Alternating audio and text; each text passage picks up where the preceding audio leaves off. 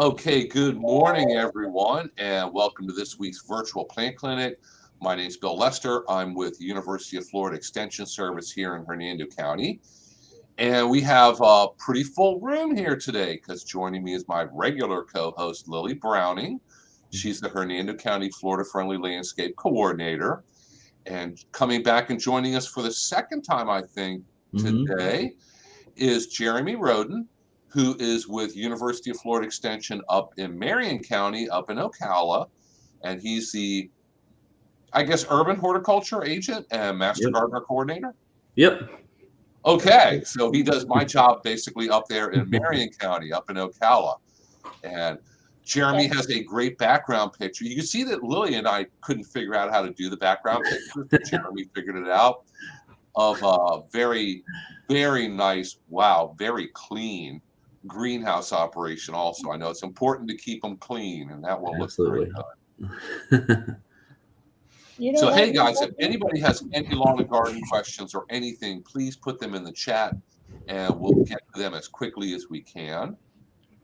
But so in the university system, aren't you Jeremy's mentor? Yeah.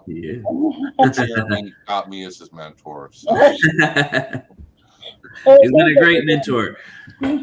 Seems like you're doing a pretty good job. Hey, Monique. Absolutely. Who said you could leave the stage? I'm the mentor for two people, and I get so lucky because the people that I get are the overachievers that are never a problem. I never get the difficult ones that I have to kind of carry and come on now, we need to do our paperwork and we need to do this and we need to teach a class. And these guys are great. I always get the best ones. Well, I appreciate that. Monique ran away. Yeah, Monique must be up in North Carolina. Maybe because the hurricane was initially coming here and she decided to stay up there. No. I think she's on vacation. I don't know what's happening to all those puppies that she watches. She has a obviously some kind of business where she has all kind of cute puppies at her house all the time. Well, I was up in Savannah a few weeks ago, and I was figuring initially, okay, September, October in Savannah, it's probably going to be beautiful. It was the exact same temperature up there as it was here. Oh, it's hot in Savannah. It is hot. That's why I only go, if I go to Savannah, I like to go in early spring or late fall so I can really enjoy it. We had a presentation from the University of Georgia's head historian that covers Savannah, talk about some of the history of Savannah and all the wacky families and people that have lived there for hundreds of years and the beginnings of Savannah. He said the best time to go up there is December. By far the best time to visit Savannah. I bet it would be beautiful all dressed for Christmas too. Yeah, and it's not very cold and there's no mosquitoes or bugs. They're all gone in December. Okay, sounds nice. Although I would like to go still in the spring to see all the azaleas. Yeah. I'm sure North Carolina is probably beautiful now. Let's see, early October. Yeah, they're cooling off a little bit. But they're not at the peak of their leaf time. But also, I went last year. We went to Tennessee to the Smoky Mountains around the 16th through the 20th. It was beautiful, but don't do that because everybody does that. We couldn't get to the top of the Clingman's Dome. There's too many people. And it was still kind of during, COVID time. So even though we were outside, we're not getting around all these people. And Cave Cove could barely move through it. So that's why we're going to the mountains at Thanksgiving this year. Yeah, we thought about the mountains of North Georgia over Thanksgiving, but are not able to go. Although, I don't know, anything really below 50 is really, really chilly. Below 40 is just freezing, and I think I'm going to die. I rented a big house in the mountains of Tennessee and invited everyone, all the kids and grandkids, and it's turned into sisters and nieces and other various people. So should be a lot of fun. Gosh, I'm sorry. I would enjoy going to the mountains when it's chilly, not cold, definitely not snowy, but chilly, and just enjoying the peace and quiet up there, Yes. and which you will not be getting. It's quiet at my house every day. It's so empty. So That's awesome. So, Jeremy, until people start getting over their shyness here and asking some lawn and garden questions, if anybody has any, and if you do, go ahead and put them in the chat, and we'll go ahead and do our very best to answer them between all of us. What are you doing up there in Marion County? What kind of classes are you teaching? What are you kind of focusing on for public education? So currently, I have a class coming up next week on strawberry gardening, since we're right in the season of getting strawberries started. So that's a lot of fun. We're also training a new cohort of Master Gardener volunteers at the time. We have about 20 individuals who are taking the class to become Master Gardener volunteers. And that's been going pretty strong. We also have a hydroponic program that's going on right now for DIY home hydroponics and for hobbyists. That will eventually lead into a spring series that we're doing on a little bit more advanced hydroponics, but still catered to homeowner and hobbyists as opposed to commercial growing. But that's pretty much where our focus has been lately. Of course, we're always doing things with Florida Friendly Landscaping, which is always a very popular topic in our area, with all of the HOAs we have coming and already there and everything else in Marion County. So Yeah, you guys are growing very quickly up there like we are. We absolutely, are, it for is sure. certainly growing. Every day, I feel like there's a new one popping up. You have a portion of that very large community there in Central Florida. Yeah, you have part of the villages. Is that still expanding there? Yep. So the very north part of the villages are in Marion County. And and they are reaching out to us more and more, which just so happens to be on the very southern part of our county. And so they're reaching out to us on a regular basis to come do presentations on various topics. And so we are currently with our speakers bureau trying to create a team specifically catered to the south end of the county, because we're getting so many requests for that area. And most of our individuals are further up north or northwest of the county. So we're trying to expand our program to get more Master Gardeners in from other parts of the county, but also to have a stronger presence down in South Marion. Is that like the Summerfield area? Yeah. Summerfield, yep, right around that area. Summerfield, Lake Weir area, trying to get more of a presence there. We have started we have a satellite plant clinic now that's every other week at the Bellevue Public Library, which is somewhat south. And then we also have a satellite clinic at Denellen Public Library, and we have 3 other satellite clinics at other libraries around the county that will be starting in January. One of those is also south. Denellen confuses me. So it is Marion County, or is it Levy County, or just it's stretching? Denellen. So Denellen is actually it's all Marion County. Oh, okay. Morrison area, I believe, is still Levy County, but as you're heading down on that road, I can't remember what the actual county road is there, but it goes into Marion County. And so Denellen is our furthest west community in Marion. Okay. Okay, we have a question here. Ann Gale, how are you this morning? I know Ann Gale. She works with Hernando County. She is trying to incorporate ground cover in areas of her Spring Hill lawn that are hard to grow grass. I think I've used a juniper. It has been slow to fill in. It's been over 2 years and still has not grown together to create a full bed. Is this normal? What do you think? Oh, what is it? The seashore juniper? Shore juniper, yeah. Yeah, the low growing. I have found with juniper, it either takes off great or it does nothing.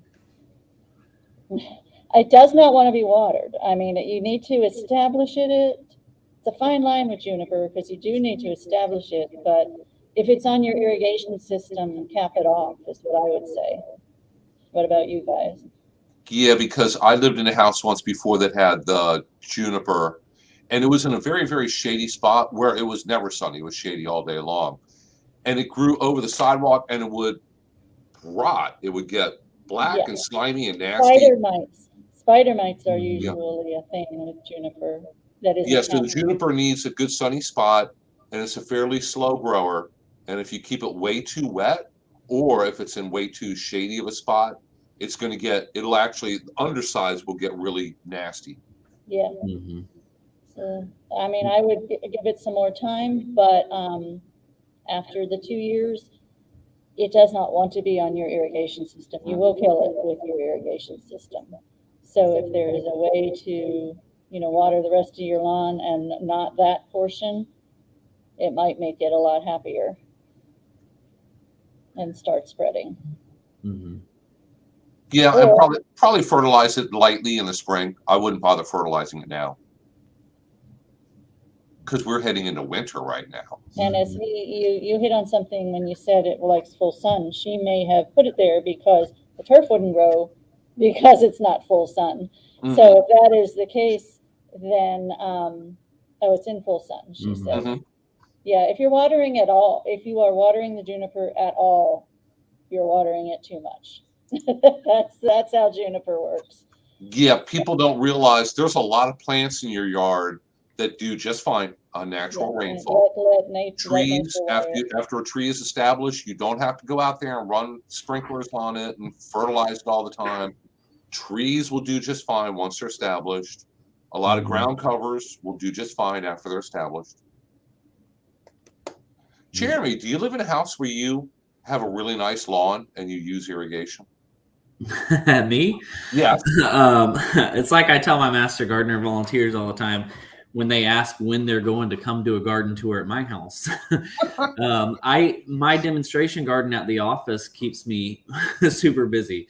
So no, our lawn is pretty decent. When we moved into our home, I live in Gainesville, even though I work in Marion, but it was already pre-planted with St. Augustine sod, but we have 4 ginormous oak trees, live oak trees in our front yard. So we have had patches that have died out, and I have been considering planting some type of ground cover under those. 2 of the trees we've planted, probably close to 150 to 200 beautiful big red caladium bulbs underneath there. And every year they fill out around those trees and just look absolutely gorgeous. And of course, they just all died back here recently. So now it just looks like a big dead patch again.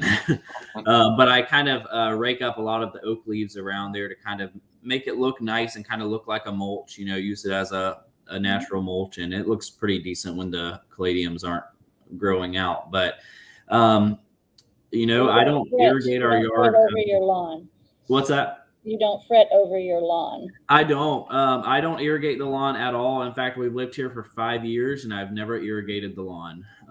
My backyard is a different story. I mean, we don't irrigate that as well. But when we purchased the house, that's my only sunny spot because the front yard is where all the big oak trees are. And I'm big into pollinator gardening and bird gardening. And so my backyard has a lot of the flowers and everything you can think of for birds. We're a certified monarch way station.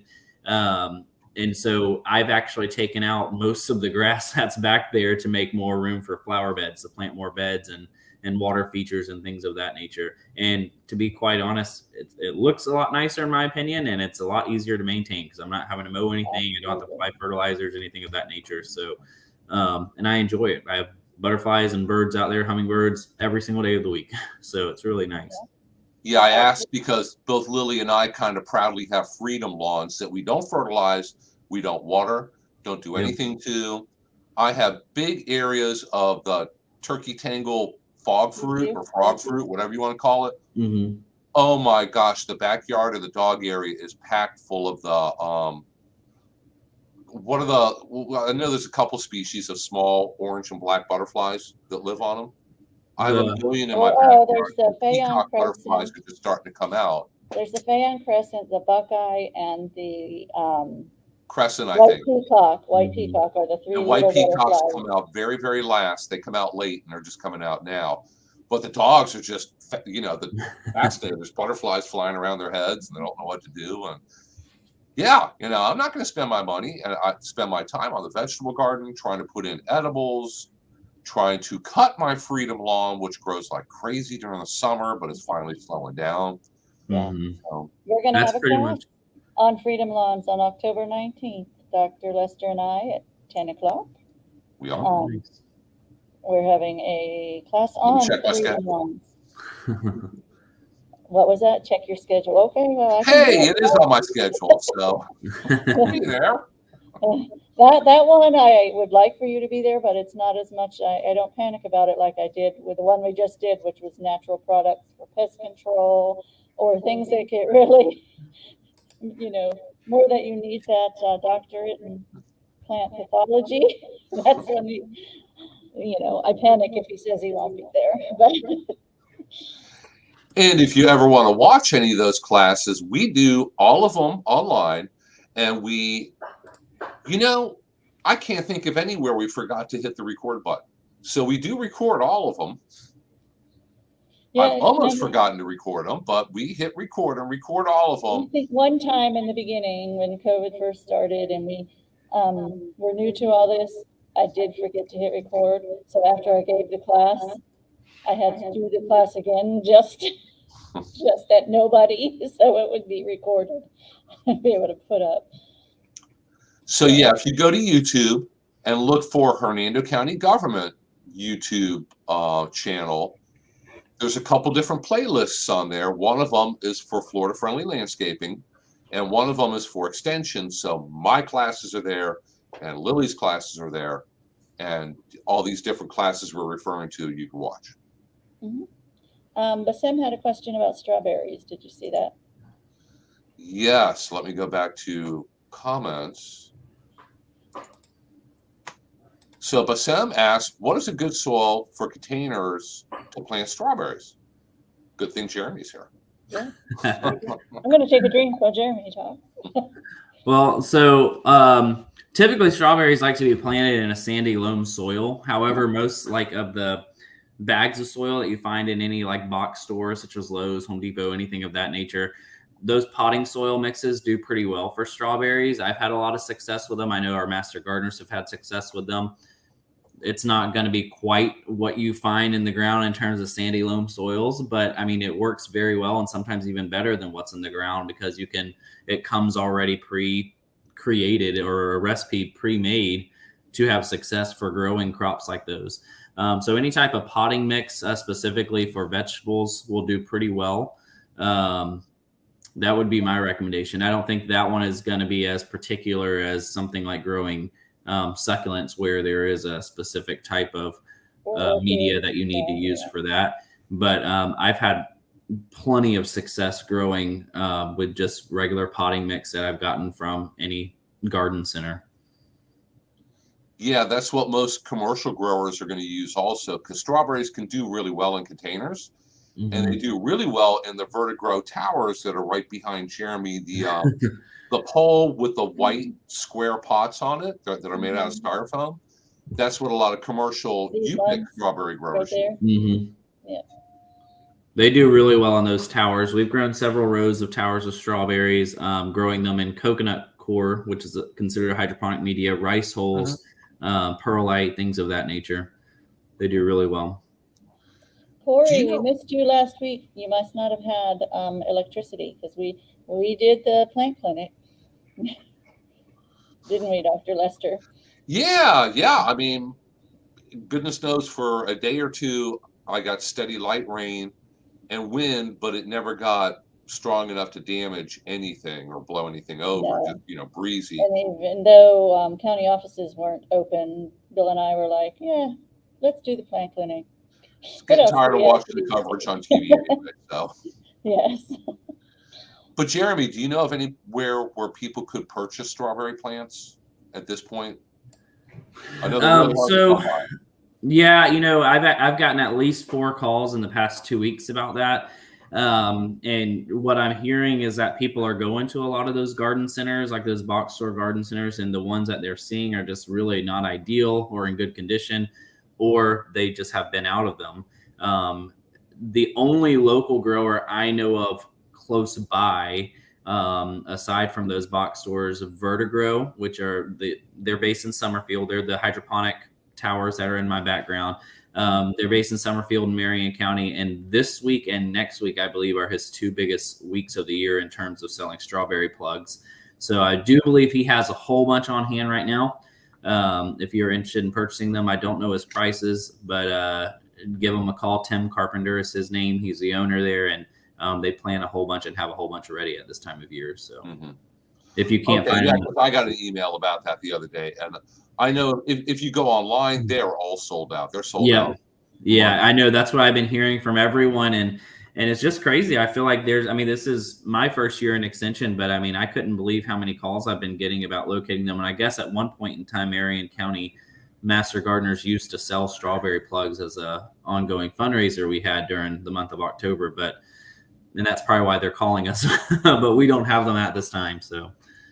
Yeah, do you guys still sell the sweet potato slips in the spring? We do. I think the sales have ended for this year, I believe. But Mark Bailey, who is our small farms agent in our office, he typically is over that, and he has to get orders in advance before placing the order to have them delivered here. So, well, I started sweet potatoes this year and got them in a little late because I didn't have the area dug and prepared for them to go in. So it's a fairly small patch. But I did start with like 3 grocery store sweet potatoes, half buried in a pot, and they're still sending up shoots. And I'm thinking, oh, wow. I wonder if I can keep a bunch of shoots going all winter long and then stick them in the ground in the spring. So I'm going to try that. Maybe if you had a greenhouse. Oh, if I had a greenhouse, I'd be in trouble. I'd be out there all the time.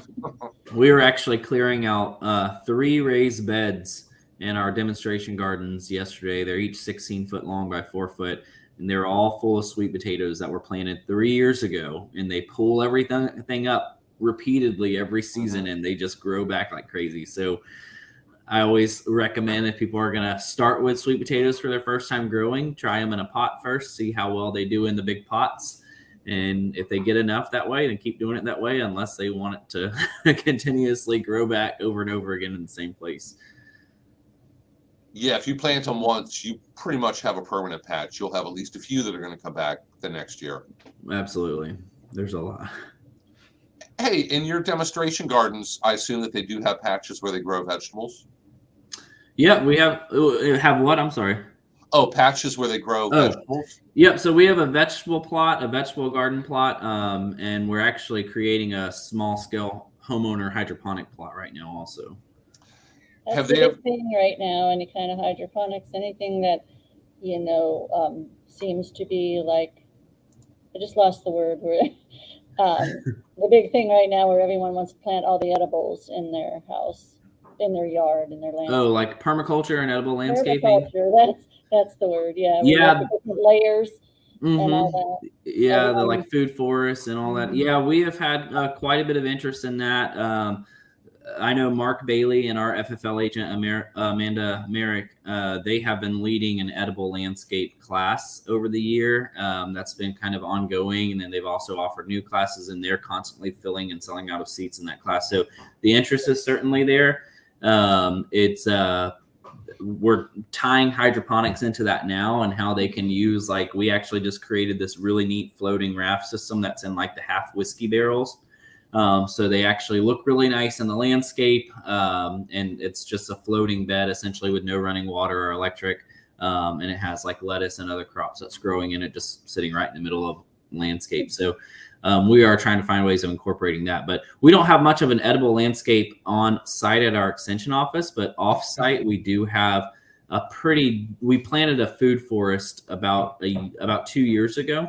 And it's a pretty decent size. It's probably about the size of I don't know how to compare it, but it's pretty large. Can people visit it? It's at our 4-H farm, and it's open to the public. There's It's that. off of Baseline Road. I don't know the exact address off the top of my head, but it's a Marion County 4-H farm.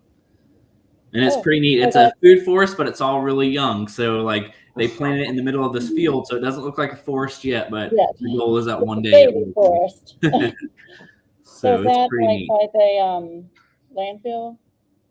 Yep, it's near the landfill. Yep, and it was really neat because we got to work with Dr. Gail Hansen with UF, who has created many of the demonstration gardens at extension offices across the state and designed those. And she designed it, and the original idea was it was going to look like a giant aerial 4-leaf clover. Oh, okay. And so they made the one big circle. It was going to be 4 different stages, and that one big circle, it's pretty huge. And the amount of work and trying to find volunteers to help maintain that has been very difficult. That's the thing that I was thinking. Demo gardens are one thing if you're doing pollinators or theme gardens. Yeah. But edible gardens, that's a lot of work. That's a lot of dedication. Yeah, I will say in terms of our edible garden, it's a lot of we have a lot of fruit bearing trees, mulberries, loquats. We have a vineyard in it, pineapple, guava, and then we also have some Florida friendlies in there. We have a lot of African basil as well, or African blue basil, excuse me, and pollinators. Yeah, track pollinators. We have the micro irrigation installed, which is meant to be for the trees. It's going to be a temporary thing until they're pretty well established, which they pretty much are at this point. And then we have some citrus trees in there, some of the new varieties that UF has created, the Sugar Bell tangerine and the fingerling limes. And so it's pretty neat, but I would say the biggest time-consuming part to that are the weeds and controlling the weeds. For the most part, it's not so bad because we have a pretty good mulch layer on there, and the irrigation, of course, is right at the base of each plant, so it's not like broadcast irrigation attracting more weeds. But we do have, because it's in a field, a lot of those weeds try to creep in, and as the county mowers come mow, we have to get them to make sure they're blowing the the mowing debris the opposite direction, and so. But for the most part, it's been okay. But we know adding on another part of the clover would require a lot more volunteer hours. So, do you have hands, head, heart, or what's the other one? Right now, it's just the one quadrant. So, whichever quadrant you want to choose, it's just the one circle. So, and I think they're gonna. What always concerns me if you're doing permaculture, if you don't have somebody who's taking care of it. It's not just the weeding, it's harvesting before rodents get there. That is something that I would be absolutely concerned with. Yeah, and I will say that is one difference between what we have. So ours is pretty much serving as a demonstration garden. So a lot of what we have growing out there, if we're out there, then we will harvest it and we'll give it away, do what we are going to do with it. But for the most part, it's pretty much being offered to the wildlife that's out there. But if you're growing your own edible landscape and your own permaculture, then obviously you're trying to benefit as much as you can from that. So it certainly would require a lot more work. As you mentioned, like the pruning, the grapes alone, pruning your vineyards, that takes a while. So there is a lot to it. And that's part of what we're trying to do as well, to make sure it is staying up to par so it can serve as a true demonstration. And Corey asked who are Pasco or Hernando Small Farms IFAS person is. And the answer to that is Matt Smith. And I went ahead and put his email address there.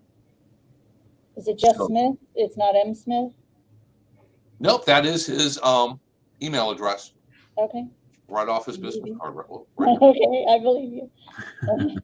Now, he's a multi-county, so not always easy to get a hold of.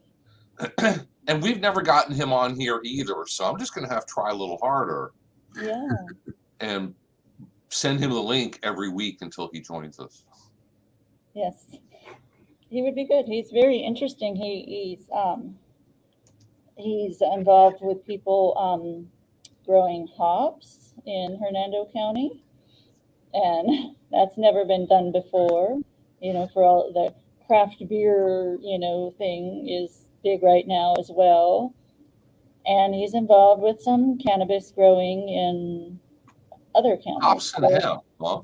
Yeah, hops and hemp. I'm sure there are other things he does as well. So Yeah, he works with other crops also. So yeah. It's just not as fun as we make it sound. I know that we do have small growers here who do strawberries. You pick strawberries, you pick blueberries. Oh yeah, Blackberries. And they've done it for years. They really know what they're doing. Yeah. Oh no, Corey. As far as I know, he doesn't do poppies. we don't grow those here. We don't have the right conditions.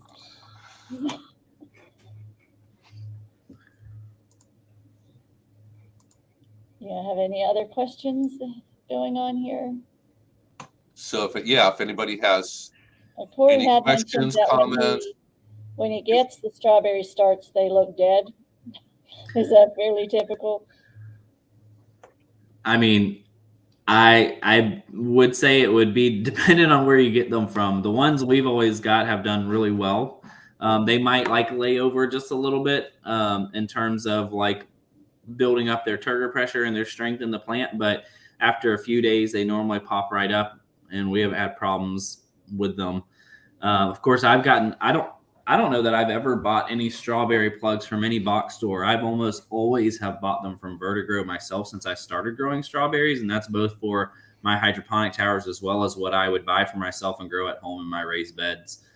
And I didn't ever have problems with them. So definitely keep that in mind. And one thing I always tell everybody is when you go to buy any plants, whether it's strawberries, herbs, whatever, or even ornamental plants for your yard, and you find them in the store, it's very tempting when you see stuff on clearance or on sale and you're like, oh, I can bring this back to life. But the thing is, you're bringing back whatever's wrong with that plant. You're bringing it right back to your garden and to your landscape. So always keep that in mind. It might be tempting to buy something that's on sale or something that's cheap, but just keep in mind that you could be bringing something back to your garden that's already doing really well, and you don't want to bring something back, as tempting as it can be to buy those crops that are cheaper. But I would definitely say in terms of buying a healthy crop, try to find someone, whether it's there, wherever you're at, whichever county you're in. If you can find a local grower who's growing it, that would be my first bet. Hopefully they're taking care of it and doing pretty well. Even if you can go directly to some of the wholesalers and buy from them, sometimes they allow you to buy from them as opposed to buying it from the box stores that they distribute to. If that's an option, I would certainly look into that as well. Unfortunately, a lot of times when they get into the garden centers, there's so many plants there, and they don't have the time to focus on every plant to make sure that it's a truly high quality sellable plant. And that's a very good idea to go and visit. We have, as Bill mentioned,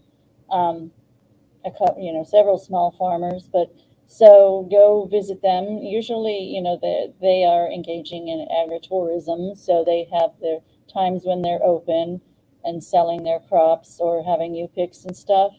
And we know at least a couple of the farmers here do, and when they're not extremely busy, they do enjoy sharing.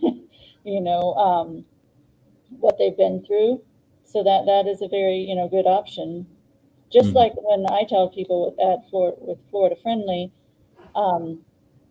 we encourage a lot of native plants and stuff, but they're not the easiest things to find.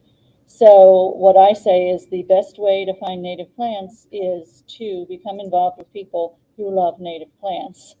Join your native plant society or make friends with native plant enthusiasts. Therefore, they will help you find where they are, or they'll share with you. It's the networking and the connections that helps you. Yeah, and there's native plant societies. I mean, there are groups that you could join to get more information on it. And they have plant sales. People will trade plants. Yes. Our Master Garden Nursery, I mean, we don't carry every plant that's native to Central Florida, but they do have a wide variety of them. Things that you're never going to find at a big box store or most of the other nurseries. And that basil that you mentioned, the African blue basil. Yeah, they sell that too, and I've got a couple of those. man, do they smell wonderful. Oh my gosh, That's not a native plant, but it is a fantastic. Yeah, it's a great Florida friendly plant. And it does, I mean, the fragrance alone from it, I mean, I don't even know that I've ever tried to eat the basil off of it. It's a great pollinator attracting plant. Yeah, I use it for pollinators. And it When smells I'm out there amazing. weeding, I find myself just running my hand up it so I can be like, oh, that is just wonderful. Yeah, for sure. So here we got another one for Jeremy here. Bassem asks how to treat for whiteflies without hurting the butterflies.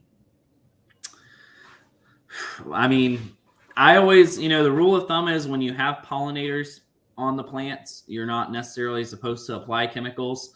So I always try to avoid that as best as possible. But my method of what I do for my personal garden, as well as what we do in the gardens at our demonstration gardens, is we focus more on preventative treatment versus reactive treatment.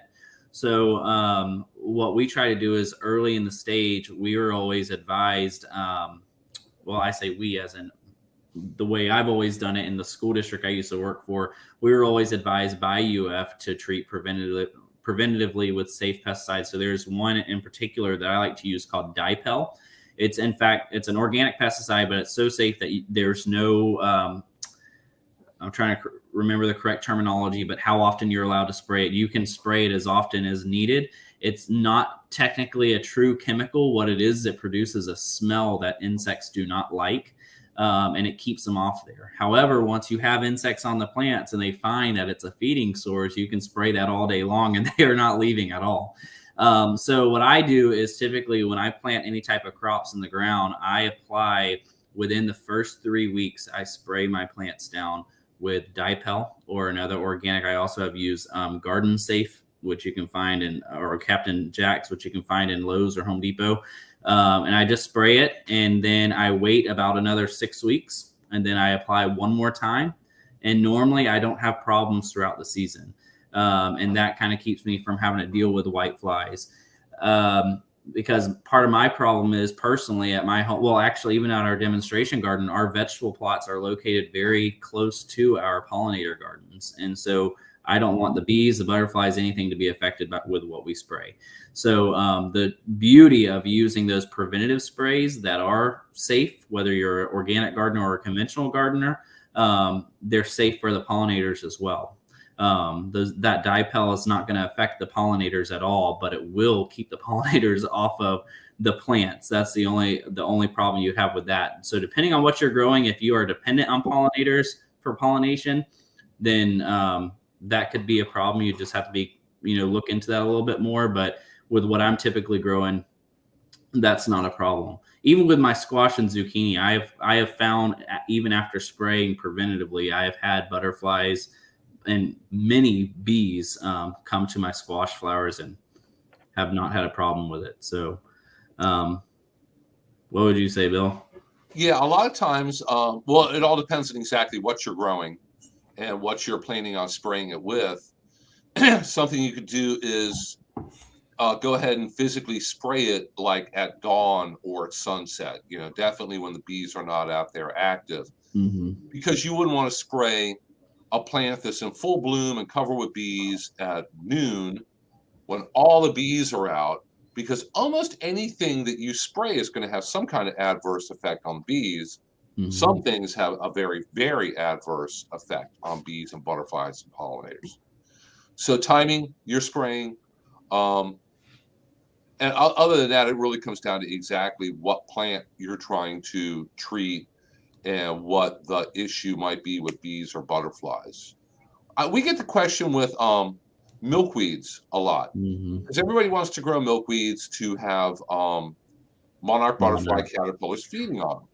But then everybody flips out when they get the oleander aphids on them. They're the bright orange little, you can see them 20 feet away, aphids. And then later in the summer, the milkweed bugs. Every time I try to get a picture of a monarch, I inadvertently get a couple of those aphids. Yeah. Hey, milkweed is tough as nails. It can have caterpillars eating the leaves. It can have aphids. It can have milkweed bugs.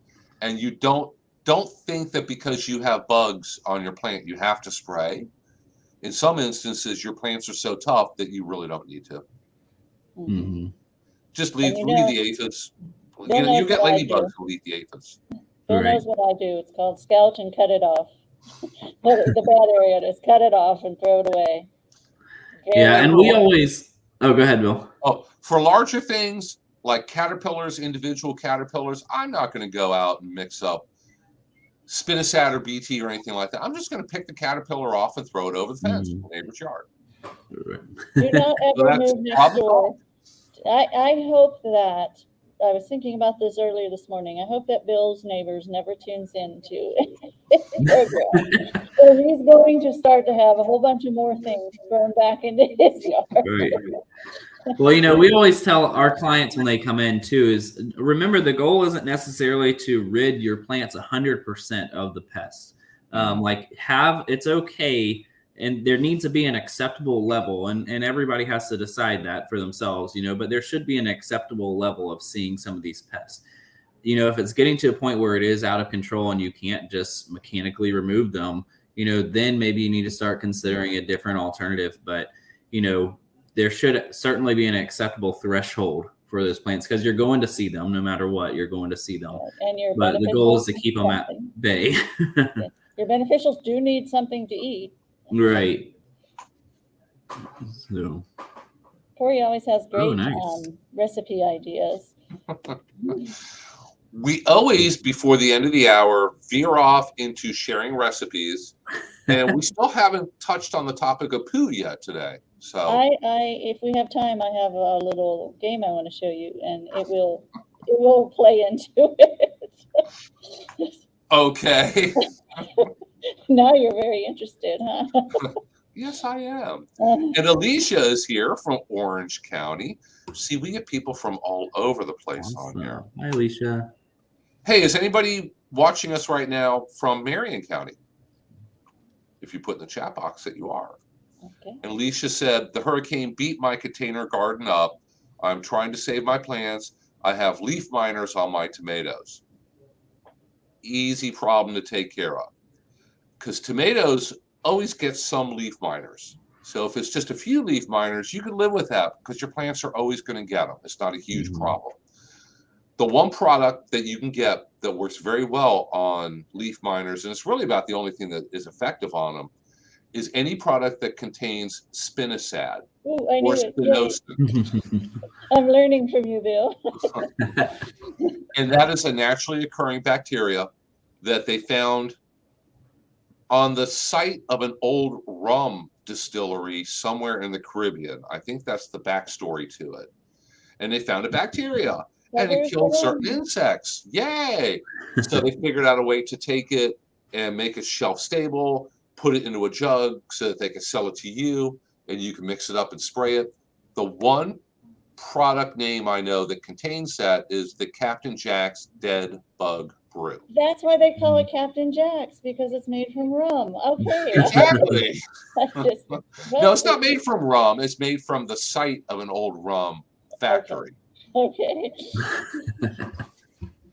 Now, we don't recommend using rum on the plants. I don't know what that's going to do to them. It's going to harm them or not.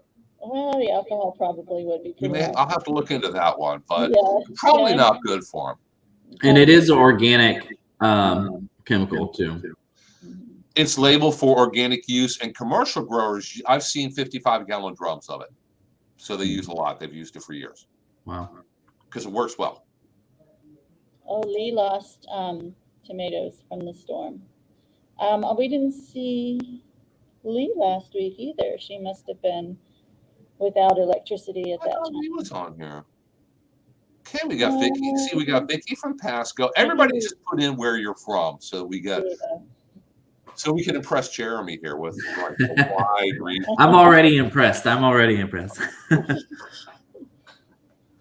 Buddy's from Leon County.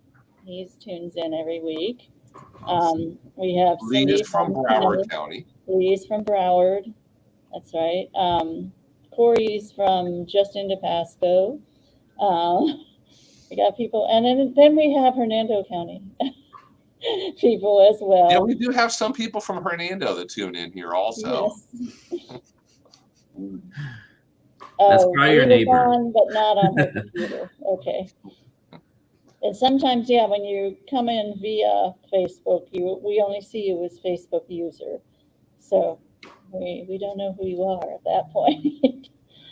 Yeah, So, because this is live on our office Facebook page, and we have a private gardening Facebook group, and also my YouTube.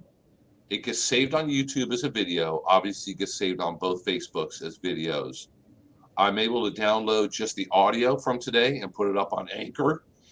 So we have a so podcast. we're podcast people as well. And Podcast does it starter. go anywhere else, or I don't know. It's your thing. it's hard to keep track of sometimes? Well, do you want to see this game I have created? I'm going to a school today. Sure. So this is a compost bin. Just so you know Ooh. that. Small one. We're Okay. going to pretend it doesn't have a bottom. So I'm going to a school today with Carmen, our recycling coordinator in the county. And I'm going to show them this compost bin, and it has a lid. This compost bin smells a whole lot like coffee. That's really weird. But we're going to play this game of what should go in and what should not go in. And for time purposes, you can tell me whether it's a carbon or a nitrogen. If anybody watching wants to type in really quick a guess, I know what it is. Okay, for time purposes, do we? It's the hibiscus that Lily planted in her yard. Hibiscus It's dead. It's are now a good. good carbon source. The branches are good carbon. Very good. So that goes in. Let's see. What do we have here? Oh, here's an interesting one.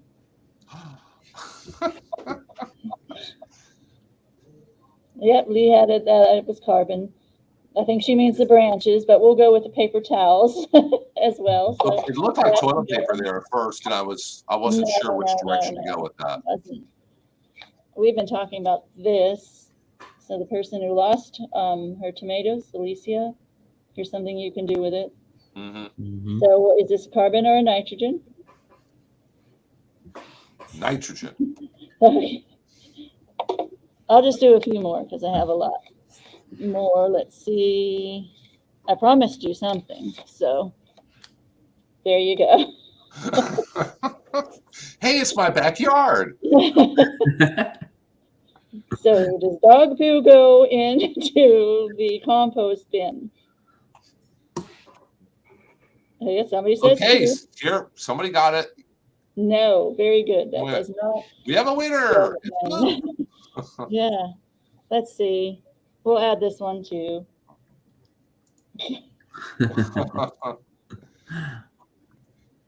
Either one. Does the litter or the kitty go into? Well, I would hope we're not discussing putting the kitten in the bin or not. Come on, Lily. What kind of We're kitty talking do you about think? that. How about this one? Well, hard to show at the camera. So the answer? Leaves. Leaves. We're not talking about putting the child in. No. Leaves. It just gets better. No. Leaves are like bags full of gold. I wish I had access to more leaves to grind up and compost and put in the vegetable garden over and over and over and over. And the more you do that, the prettier your soil eventually becomes. Facebook user says leaves are good, and Lee says they are carbons. Very good. Let me find one more nitrogen that you're allowed to put in. Oh, Corey's learned a little bit about different pathogens, toxoplasmosis. Okay. How about this one? Watermelon rinds? Yes. Watermelon rinds, do they go in? Nitrogen, very good.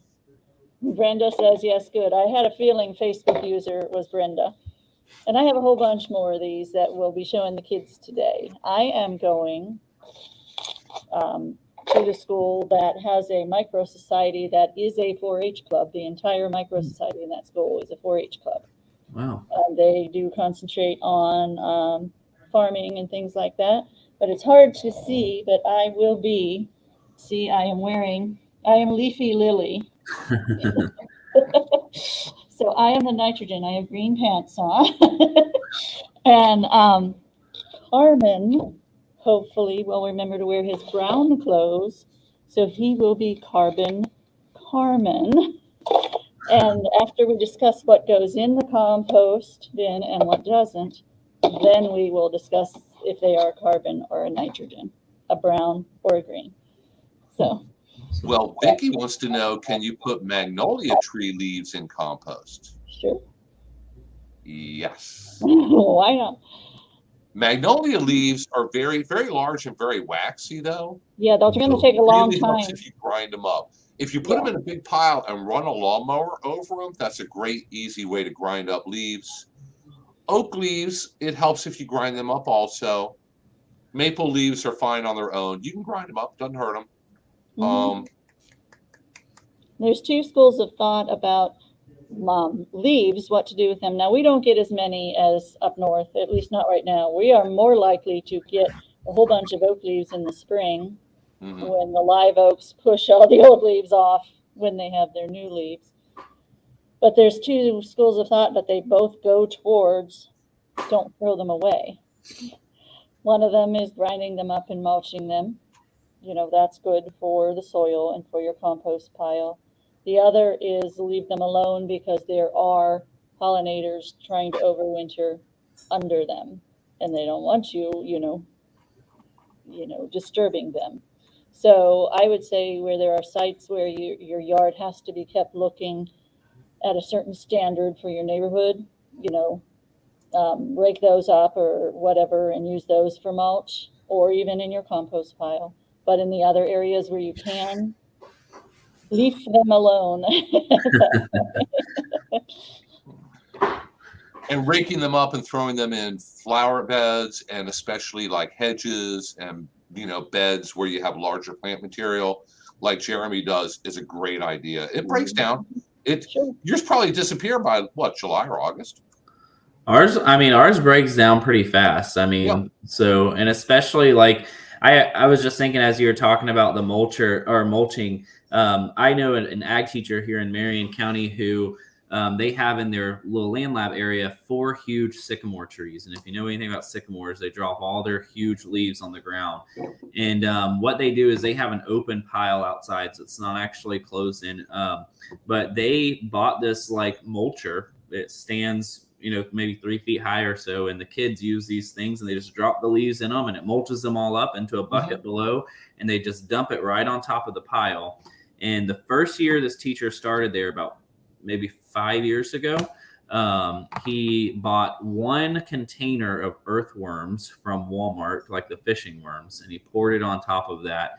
And to this day, they only put those leaves in there. And then there are some students who sit out at the picnic tables during lunch will throw their apple cores or banana peels in there.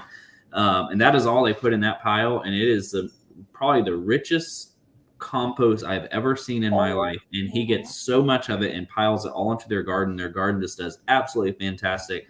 And it is beautiful compost. You can just stick your hand right into it and pull up like tons of earthworms with every handful. And vegetables love that. You will have the most productive garden if you're able to create that kind of soil. Absolutely. This school works in this micro society. They have the farmers growing the compost, and they grew some beautiful compost. They did more beautiful than I've ever grown. And, beautiful compost, and then they sell it with their special school dollars that they have.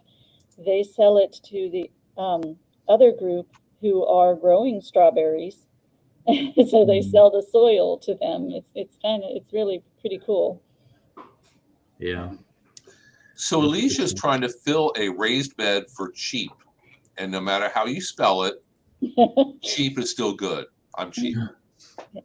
I'm not thrifty. I'm cheap. Well, lots of leaves will, put those on the bottom to fill up a lot of space. That'll help.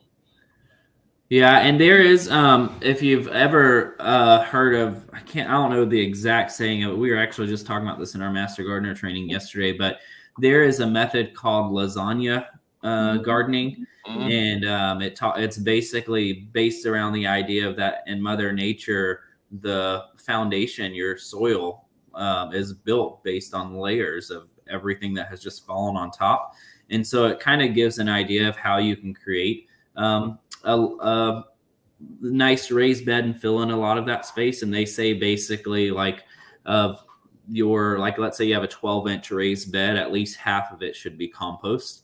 And so and whatever your height is, half of it should be compost. But it really talks about it. It basically layers it with cardboard at the bottom, and then you can put sticks and debris and things in there, and then some like black and white newspaper, things of that nature. But it's really neat if you look into it. It's called lasagna Yeah, I've heard of that. gardening. Yeah. Mm-hmm. Yeah, and all those things are going to break down. I mean, you can't put twigs and sticks and shredded paper and everything in and then plant your tomato plants in it tomorrow. It's going to take a little bit of time to break down, but it is a really good, effective way, if you're patient, to layer it and get all the different ingredients in there. And you have brought up in some of the compost classes, Bill, this interesting concept of trench composting. Yeah, a lot of people will do that, and since we're gardening in Florida, things break down all year long. Up north, it's a little bit different, but down here, the microbes are out and at work every day, year round, breaking things down. You can dig a shallow trench down through your garden and just throw raw vegetable materials, shredded leaves, pine needles, whatever, cover it back up with dirt, and it's going to break down pretty quickly. In my vegetable garden, I have like 4-foot wide beds and then walkways. The walkways, because we get this nonstop stream of people delivering Amazon stuff at our house, I always have plenty of cardboard. So I put down cardboard and grass clippings, and I put the grass clippings down like a foot deep. Blocks all the weeds, and over time it breaks down, and I have to add more and do it again. Breaks down, add more and do it again.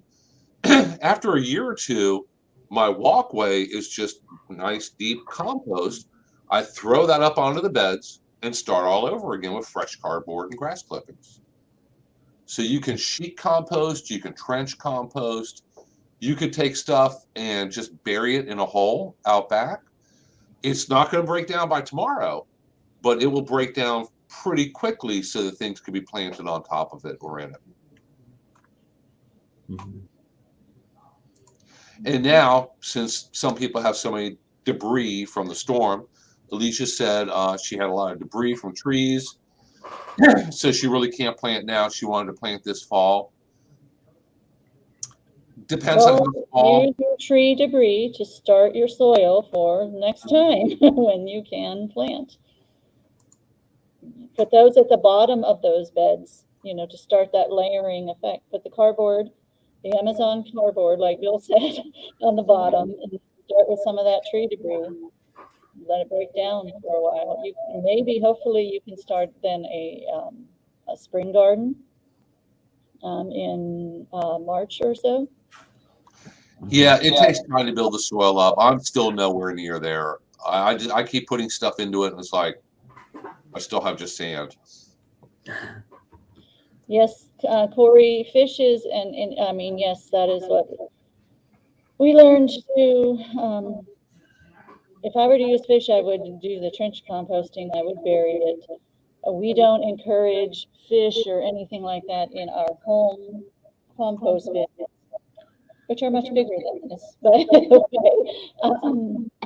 just because of the attractive pests that occur.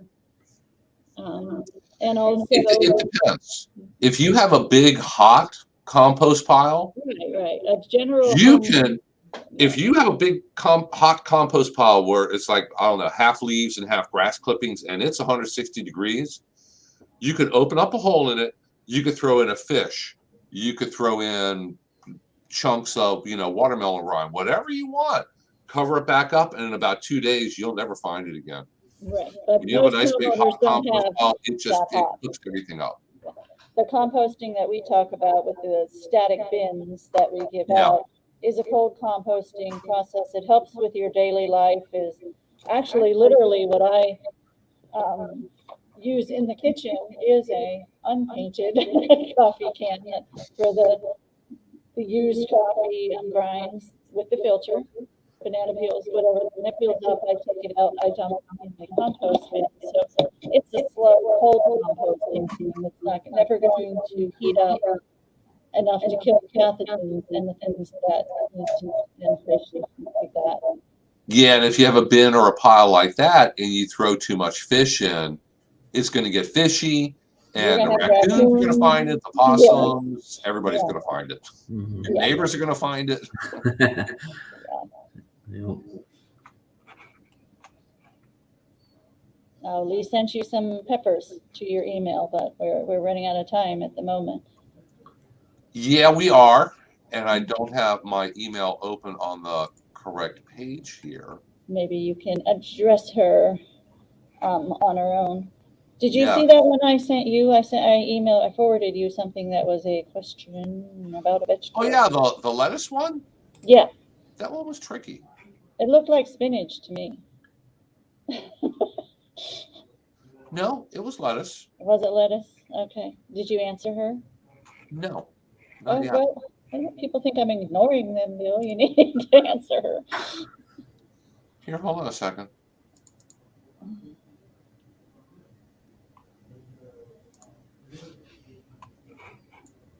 Here, let me try to share it.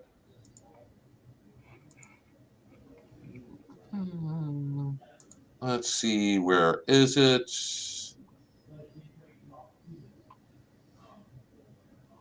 I'm going to answer that lady that I forwarded it to you, so she can know you're the one holding off.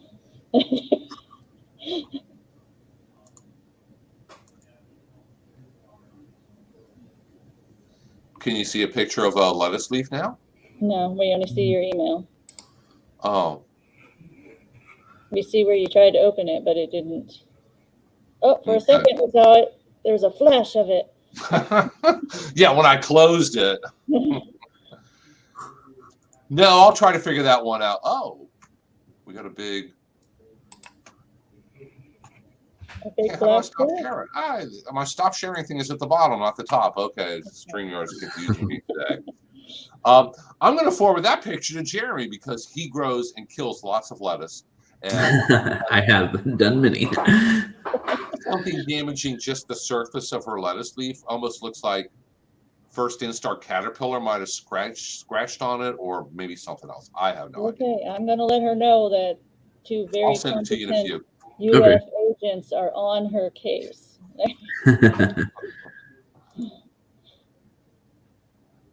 So if you have any other really difficult questions, just please be sure to send them all to Lily. Because she has a forward button. If anybody has any follow-up questions for Jeremy, there's his email. You can send him the not as difficult ones. And if you just want to share about how much you enjoy tuning into the virtual plant clinic, you're more than welcome to email me.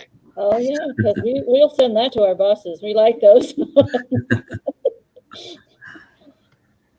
And Jamie will give you the address of where that baby food forest is for people who want to get ideas for that as well and want to take a day trip up to Ocala. Yeah, a lot of interest in food forests and being more sustainable, being able to support yourself and your family much better. Mm-hmm. And the greenhouse like you have behind you is what we should all aspire to. As well to get there. It would be amazing. But yeah, if you're interested in going to the food forest, just feel free to send me an email and I can respond with the address to that place. So it is really neat. Corey has a good idea there. Well, you can't go to the Newport Richey one if you live in Pasco.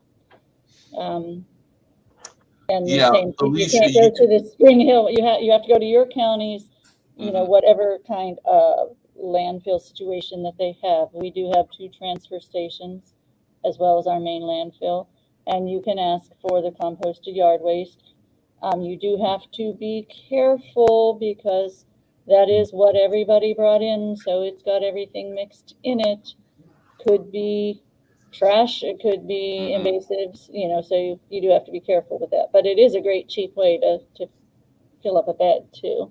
If you can Is- ask them to get you the fines from the bottom, you're doing even better. And very last question of the day. Oh, because we're a little bit over. I was just about to say we're doing really good with time management, but not so. We never do good with time management. Alicia says that she has spots on her snake plants. What And is snake plants? The Sansevieria? Is that what she's referring to? I'm sure, probably, yeah. That's what I'm thinking. They're also called mother-in-law's tongues. Yeah. Probably could be even, you didn't overwater them, but maybe the rain bounced back up on them, depending on where they are. They'll grow in a clump or a patch, and technically it's an invasive plant. So don't let it get loose in a empty lot or out in the woods. But if you have any really bad looking individual shoots, you can always cut them off at ground level and just stick with the newer ones, which are hopefully not spotted. Due to their invasive nature, they are hard to kill. So, yeah. But oh yeah, they're not going to like die from any problem all on their own. They're invasive. They'll always come back. Yeah. And they can go months and months without watering and be perfectly fine. So yeah, I was just thinking today I need to shoot video and pictures. I have air potato vines in my office, and a master gardener brought in about 5 grocery store bags of bulbil she found like it must have been last February, maybe March, and I dropped them on the floor of my office. And I'm not here an awful lot, and they haven't moved. The plants grew from the bulbils out of the bags. They're climbing up my lights. I've had to prune them back a few times. They've never gotten leaves because my office is normally too dark. I have a light on. That's why I don't look like I'm in a coal mine. Normally it's like a coal mine in here. And I got a bunch of vines, no leaves, haven't had any leaves since last February or March. But you know what it is making on it? Bulbils. Wow. The air potatoes. Little tiny air potatoes all over it. So it's that energy from that starch of those potatoes. It's all it needs. So if you want a plant that you don't have to water, you don't have to plant. You're not listening. No. Okay, it's time to end the program. It's terrible, but it's technically not dead. And at this point, it's like, well, I'm never moving that. I just want to see how long I can keep this going. One day we might have to, retrieve Bill from his office. Bring your loppers with you. So the vines all summer long kept heading towards the window. Never got there, but yeah, it's growing vines. I can't imagine how much stored energy it had in those bulbils initially, but it's not run out of them yet. It's crazy. Yeah. Okay, well, hey everyone, thank you so much for tuning in this week. I think we're going to wrap it up for this week and let Jeremy get back to work. And like I said, I'll go ahead and forward you that picture of the lettuce plant if you have an idea of what's going on. Okay, yeah, absolutely. And Lily, were you planning on being back here again next week? To the best of my knowledge, yes. What is next? Okay. I have a conference I have to go to up in Citrus, a mandatory training. So I won't be here. All right. I guess I'm doing it then, huh? So it's on you. Find a guest. Bernie's here every Thursday, and people like Bernie. I will figure out something. Okay. Yeah. Bernie's one of our master gardeners, and he's our newest virtual star, basically. So they miss Bernie after a while. Oh. And if you really need a Bernie fix, if you go to Hernando County Government YouTube or my Facebook page and look up Turf Talk with Bernie, I did that with him at the beginning. What is this? So at the end of the 21st of September, but it's recorded, and great talk with Bernie about turf and his 17 years of experience as a master gardener and the phone duty and everything. And you will learn a whole lot about turf. So, and if you need a Bernie fix, that's the time. He pulls out all the classic Bernies in that program. So Okay. great Well, to watch. thanks again, everybody, and be sure to tune in next week because somebody will be here. We're not really positive yet, but somebody will be here talking about something. So, Oh, Buddy says I'm going to be here, so I guess I will be. I don't worry about it. I know it's all in good hands. You can handle it. It'll all work out just fine. I'm sure. Okay. Well, thanks again, everybody, and we will see you again next week. Until then, everybody take care. Bye.